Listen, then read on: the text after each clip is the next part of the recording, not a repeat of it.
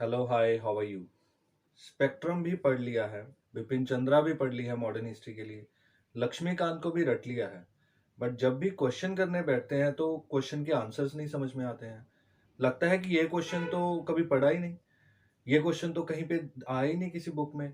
अगर modern history में ये पूछ लिया कि महात्मा गांधी का पहला सत्याग्रह कब हुआ था, तो हमने तो पढ़ा ही नहीं, ये स्पेक्ट्रम में कहाँ था, एकदम से भूल जाते हैं, ब्लैंक हो जाते हैं बिल्कुल। या कभी पूछ लिया कि बरदौली सत्याग्रह में किसने सरदार पटेल को सरदार का टाइटल दिया था, ये भी याद नहीं।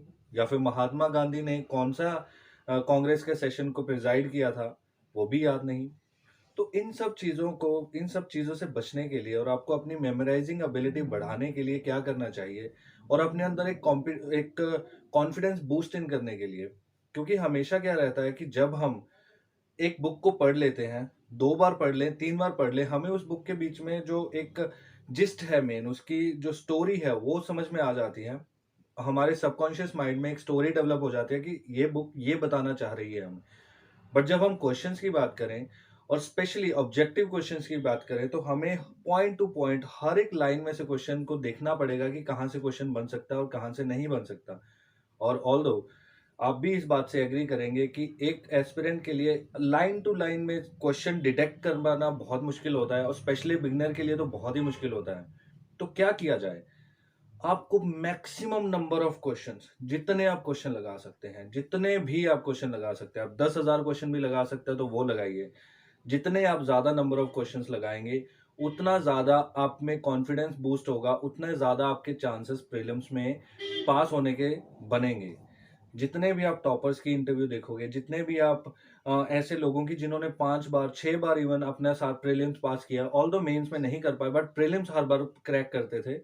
उनका सिर्फ एक ही कंटेंशन रहता था कि उन्होंने क्वेश्चंस बहुत लगाए हैं।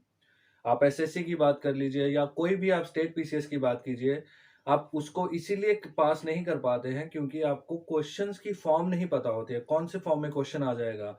इंडिविजुअल सत्याग्रह गांधी जी ने कब लॉन्च किया था, उसके बारे में आपको नहीं पता होगा। एकदम से प्रॉम्प्ट इम्प्रॉम्प्टो जो क्वेश्चन आता है, जिसके बारे में ऑल्दो हमें स्टोरी पता है कि ऐसा कुछ हुआ था, बट हमें ये नहीं पता चलता क्रोनोलॉजी।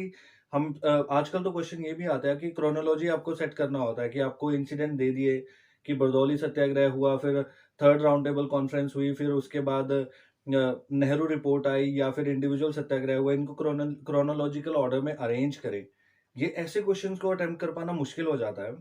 तो मैं आपको रिक्वेस्ट करूंगा और आपको सजेस्ट करूंगा कि आप जितने नंबर ऑफ क्वेश्चंस लगा सकते हैं, beat polity, beat geography, beat economics, beat history, modern, ancient, medieval, जो भी आप जितने नंबर ऑफ क्वेश्चंस लगा सकते हैं, उतना आपके लिए बेनिफिशियल होगा। अभी से आप क्वेश्चंस लगाना शुरू कीजिए।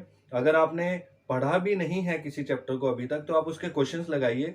क्वेश्चन लगाने के बाद अगर उसको पढ़ने का प्लान कर रहे हैं तो आप पढ़िए, नहीं तो आप अगर क्वेश्चन भी लगा लोगे, ये भी आपके लिए एक बहुत अचीवमेंट होगी और आपको बहुत सा अच्छा जो मेजर पोर्शन है वो आप मेमोराइज कर पाओगे उस पर्टिकुलर चैप्टर के लिए।